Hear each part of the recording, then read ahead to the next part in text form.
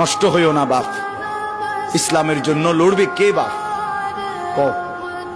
মুরব্বীরা তো চলে যাবে বাপ।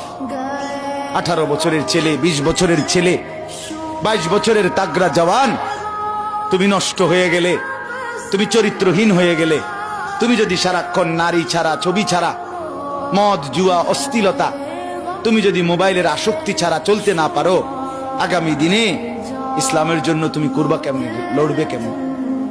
আগামী প্রজন্ম তোমার হাতে নিরাপদ দিন পাবে কেমন? বেঁচে থাকার নিরাপত্তা মিলবে না।